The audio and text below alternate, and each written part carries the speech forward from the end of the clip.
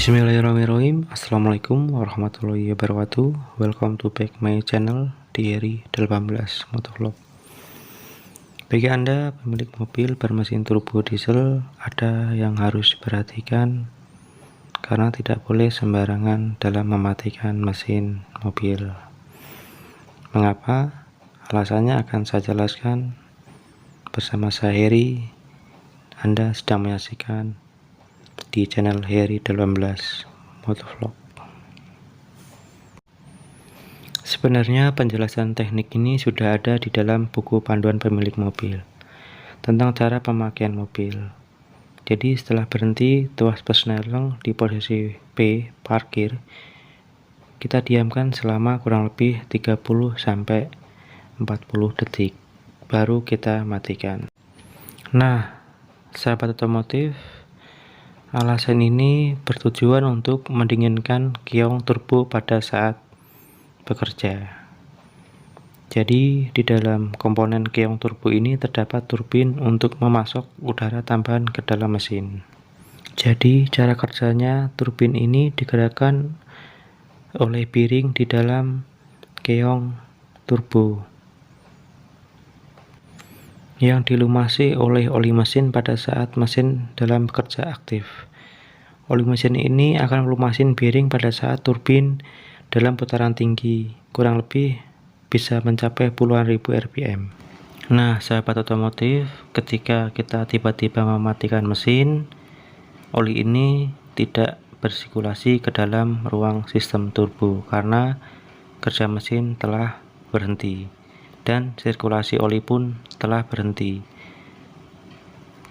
Dalam kondisi ini, secara bersamaan turbin masih berputar dalam kondisi sangat cepat.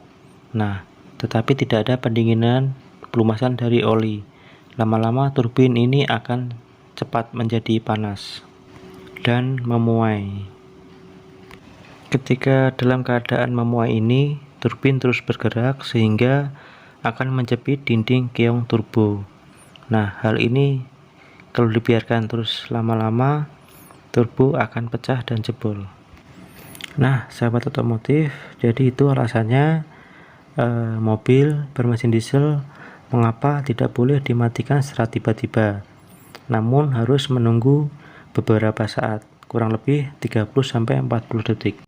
Hal ini bertujuan supaya oli tetap bersirkulasi ke keong turbo setelah turbin berputar cukup tinggi berpuluh-puluh ribu RPM.